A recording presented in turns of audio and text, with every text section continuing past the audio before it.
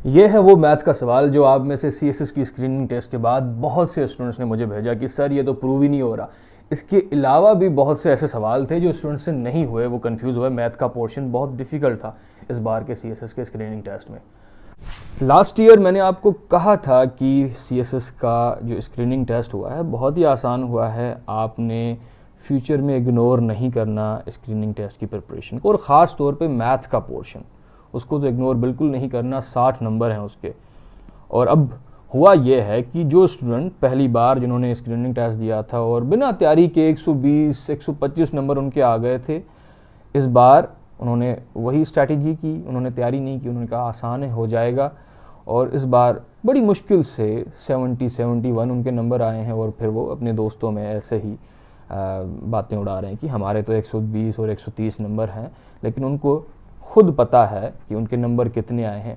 अब होना तो यही है कि 66 वाला और 180 वाला एक ही सिफ में खड़े होंगे, लेकिन आप खुद से तो छुप नहीं पाएंगे ना, आपने तैयारी बेहतर से बेहतर करनी है। हो सकता है आगे आने वाले वक्त में अगर सीएसएस के स्क्रीनिंग टेस्ट में पासिंग क्राइटेरिया 50% पे लग जाता, तो इस बार भी अगर ऐसा होता तो बहुत से स्टूडेंट आपको ये कहते हुए सुनते हमारे तो 99 नंबर आए थे, 98 आए थे। तो ऐसी नौबत ही ना लाएं ना, मेहनत करते रहें, इग्नोर ना करें। ये प्रिपरेशन आपको, स्क्रीनिंग टेस्ट वाली प्रिपरेशन आपको सीएसएस के कंपलसरीज में भी काम आएगी, आपके वन पेपर एग्जाम में काम आएगी। और सीएसएस में बहुत से स्टूडेंट सब्जेक्टिव की तैयारी करते हुए इसको भूल जाते हैं कि ये चीज़ें आपकी बाकी एग्जाम्स में भी काम आती हैं। सवाल की तरफ आते हैं। सवाल ये है कि 3000 चॉकलेट्स हैं, काफ़ी चॉकलेट्स हैं, ये आपने डिस्ट्रीब्यूट करने हैं 120 लड़के और लड़कियों में। और डिस्ट्रीब्यूशन कुछ इस तरह से करनी है कि हर एक लड़के के पास 2 चॉकलेट्स हों और हर एक लड़की के पास 3 चॉकलेट्स हों। और आगे ये कहते हैं कि अब आप इस पूरी सिचुएशन को देखते हुए ये हमें बताएं कि इन 120 में से लड़कों की तादाद कितनी है और लड़कियों की तादाद कितनी है। अब देखिए डियर स्टूडेंट्स, इसमें गलती ये है, ये तादाद चॉकलेट्स की इन्होंने बहुत ज़्यादा बताई है। एग्जामिनर ने जहाँ से सवाल पिक किया है उसके करेक्शन तक नहीं की और आपके एग्ज़ाम में इसको पेस्ट कर दिया है, तभी आपसे ये प्रूव नहीं हो रहा था। अब ये मैं आपको बताता हूँ कैसे। मसलन 120 इन्होंने पूरी तादाद बताई है लड़के और लड़कियों की। ये अज्यूम कर लेते हैं कि ये 120 पूरी के पूरी लड़कियां हैं। वैसे आजकल अल्लाह माफ़ करे कानून साजी भी हो रही है अजम्पशन पे, जेंडर चेंज करने पे, लेकिन यहाँ पे मैथमेटिक्स में अजम्पशन इज़ ओके। अज्यूम कर लिया कि 120 सारी की सारी लड़कियां हैं, हर एक लड़की को हमने 3 चॉकलेट्स दे दिए, खुश कर दिया, और टोटल ये चॉकलेट्स कितने होंगे 360। यानी अगर हमने सबको लड़कियां अज्यूम करके 3-3 चॉकलेट्स दे दिए, उसके बावजूद भी आपका वो 3000 का फिगर यहाँ पे मीट नहीं हो रहा।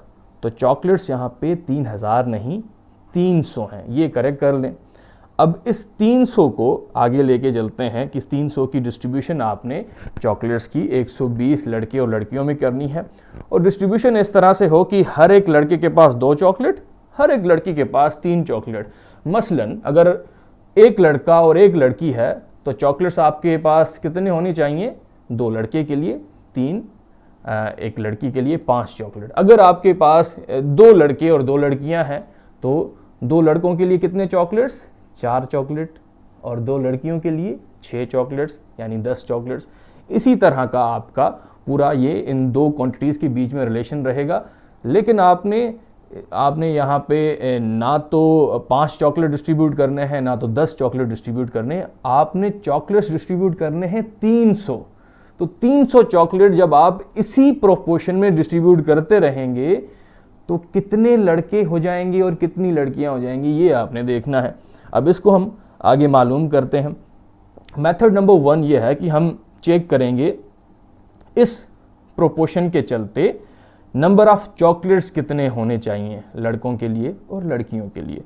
तो हमारे पास रिलेशन ये है कि 2:3, और इस रेशो के चलते हमने 300 चॉकलेट्स को डिस्ट्रीब्यूट करना है। x अननोन नंबर है जो 2 के साथ भी मल्टीप्लाई हो और 3 के साथ भी मल्टीप्लाई हो, और उसके बाद जब हम इनको ऐड करें तो ये 300 जाके बने। अब इसके बेसिक्स में नहीं जाऊंगा, ये मैंने आपको सारा कोर्स के दौरान पढ़ाया है, जिन स्टूडेंट्स ने मुझसे पढ़ा है जनरल एबिलिटी का कोर्स। अच्छा, यहाँ पे एक बात, वो स्टूडेंट्स जो बिल्कुल बेसिक लेवल पे हैं मैथमेटिक्स का, उनको ABCD नहीं आता, बिल्कुल आप प्लस माइनस भी आप करने से डरते हैं, आप स्टूडेंट के लिए मेरा एक जनरल एबिलिटी का डिटेल्ड कोर्स है। ये स्क्रीन के किसी कॉर्नर पे आपको व्हाट्सएप का नंबर दिया हुआ नज़र आएगा, उस पर रब्ता करें, ज़ुहैब मेरा कोऑर्डिनेटर है, उससे पूछें। आपको मैथ के सेशन की रिकॉर्डेड जो है एक्सेस मिल जाएगी, उसकी फ़ीस है। उसमें ये होगा कि आपको 22-23 लेक्चर्स मिल जाएंगे, ज़ीरो से लेकर CSS के आपके लेवल की तैयारी हो जाएगी। CSS का जनरल एबिलिटी का कोर्स उसमें कवर हो जाएगा, आपके स्क्रीनिंग टेस्ट में जो मैथ आता है वो कवर हो जाएगा, वन पेपर एग्ज़ाम में जो मैथ आता है वो कवर हो जाएगा, और आप मैथ को हल करते हुए बहुत ज़्यादा जो है ना एंटरटेनिंग फील करेंगे। आपको बस इंतज़ार होगा कि किसी टेस्ट में जहाँ पे आप अपीयर हो रहे हैं मैथ का पोर्शन आए और वहाँ से आप स्कोर गेन कर लें। तो मैथ आपके लिए वो फियर फैक्टर की तरह कभी भी नहीं रहेगा इस कोर्स के बाद।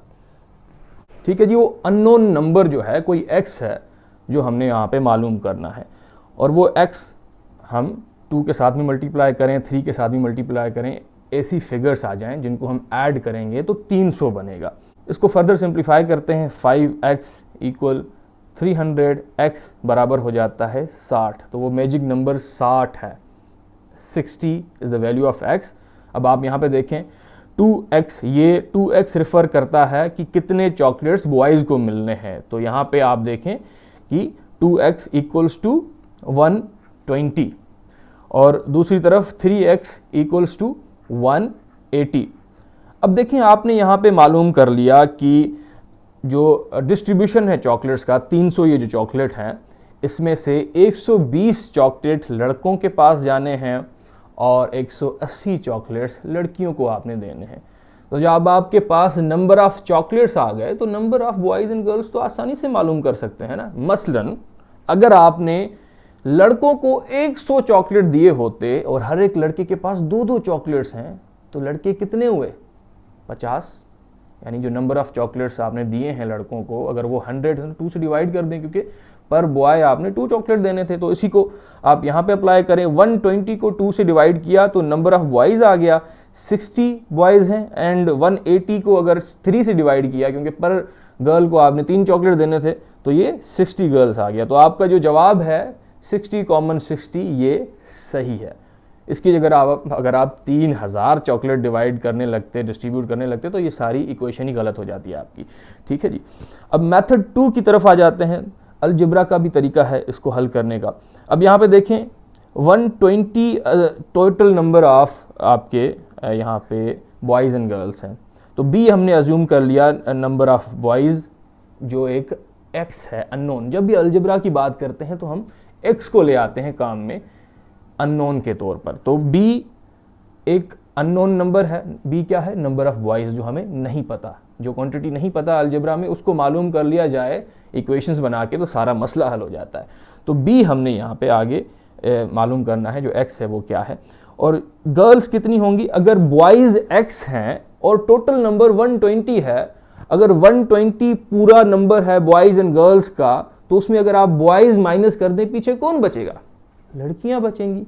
ऊपर हमने जो मेथड 1 से मालूम कर लिया है उसको फिलहाल आप भूल जाएं। ये दूसरे तरीके से वही आंसर हम मालूम करने की कोशिश कर रहे हैं।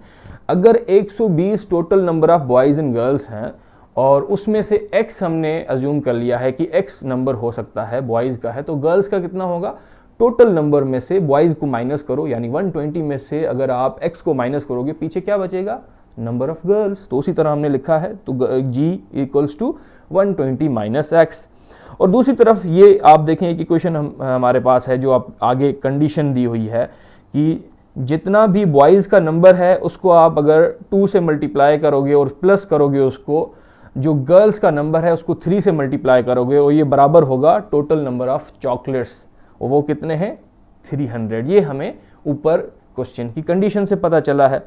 और यहाँ पे हमने b और g को सब्स्टिट्यूट करना है, बाकी b की जगह आप रखेंगे number of boys x and g की जगह आप रखेंगे 120 माइनस x, और इसको अगर आप फर्दर सिंप्लीफाई करेंगे तो x का वैल्यू आपके पास आ जाएगा 60। सो बॉयज़ का नंबर क्या है? 60, x = 60, और वो बॉयज़ हैं। और गर्ल्स का नंबर कितना होगा? 120 माइनस x, माइनस एक्स यानी एक्स माइनस करें 60, 120 में से 60, तो जवाब दोबारा से आपका आ जाता है 60,60।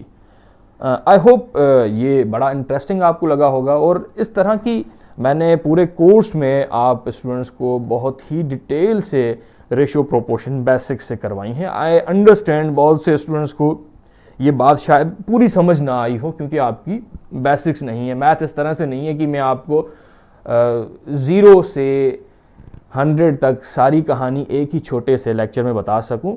ये एक एग्जाम्पल था, ये उन स्टूडेंट्स को समझ आएगा जिन्होंने बेसिक्स जो है कोर्स में कवर की हुई हैं। इसके अलावा जी आपके इस CSS के पेपर में ज्योमेट्री के में से सवाल थे, अलजिब्रा के कुछ सवाल थे। अलजिब्रा में उन्होंने एवरेजेस जो है मुख्तलिफ़ तरीक़ों से इस्तेमाल किए होते स्टूडेंट्स के सवाल मेरे पास आए हैं। बड़ा इंटरेस्टिंग उन्होंने जो है पेपर सेट किया था। ब्लड रिलेशंस, फैमिली ट्रीज़, ये सारी चीज़ें थी, एनोलॉजी थी।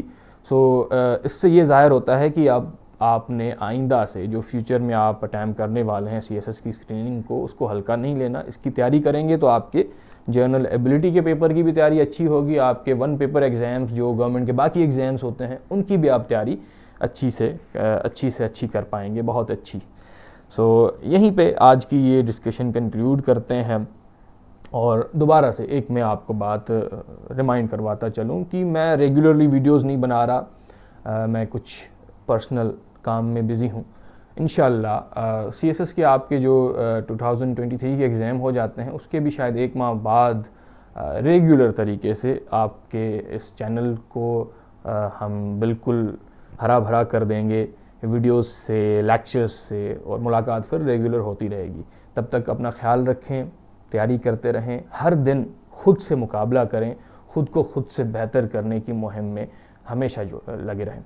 अपना ख्याल रखें जी। अल्लाह हाफ़िज़।